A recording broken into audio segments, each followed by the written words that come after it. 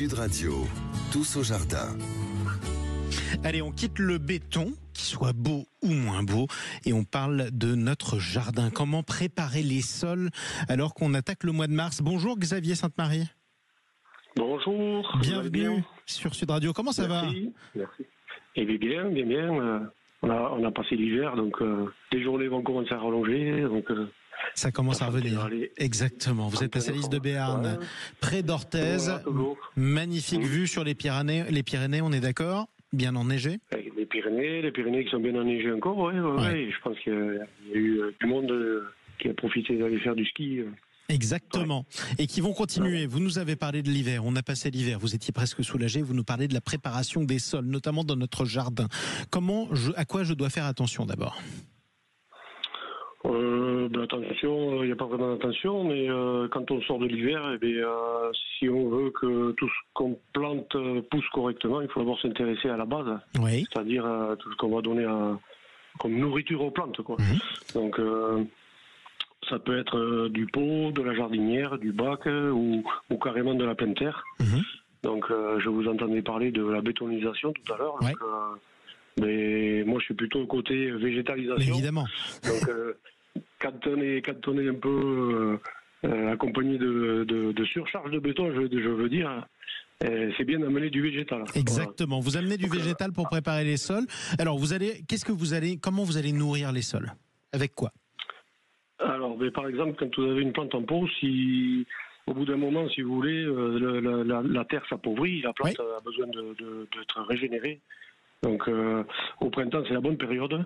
Donc, on dépote, on tapote un peu le système racinaire et on ramène dans le pot soit de la terre ou du compost ou du terreau.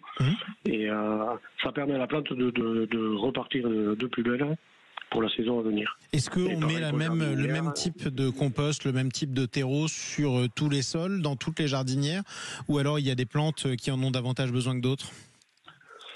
Ça dépend de la plante. Si c'est de la petite plante fleurie du style des géraniums ou des surfinias, un terreau classique ça suffit parce que c'est de la courte durée, quoi. Ouais. Si c'est un arbuste, ça va demander de la nourriture plus dans le temps. Donc il va lui falloir un terreau un peu plus consistant et un peu plus amendé. Exactement. Les arbustes, on peut les avoir plantés il n'y a pas longtemps en plus. Donc c'est pour ça qu'il faut y faire très attention. Maintenant qu'on regarde, on est au début du mois de mars. Les cerisiers sont pas encore en fleurs. C'est le symbole en général du retour du printemps. Qu'est-ce qui va fleurir en premier? Qu'est-ce qui va fleurir en premier? Tout ce qui est dans les massifs des villes, là, on peut voir en ce moment les primes verts, les pensées, tout ça, ça commence à bien éclore. Tout ce qui est plantes à bulbes aussi, les narcisses, les tulipes, voilà, tout ça aussi, ça va bien éclater.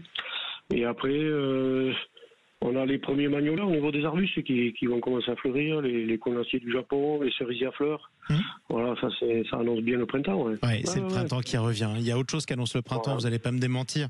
C'est le chant des oiseaux, ça commence à revenir quand même, quand il fait jour. Nous, ici, dans les Pyrénées-Atlantiques, on est bien placés pour avoir le retour aussi des migrateurs. Donc, on avait passé énormément de grues il y a 10-15 jours. C'est beau.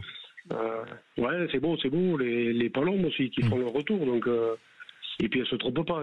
C'est vraiment marqué. Donc quand on les voit, on se dit allez hop, il faut qu'on mette un coup. Exactement. On va vous laisser y remettre un coup. Merci beaucoup, en tout cas, d'être passé sur Sud Radio ce matin. Xavier Sainte-Marie, horticulteur à Salis de Béarn, près d'Orthez.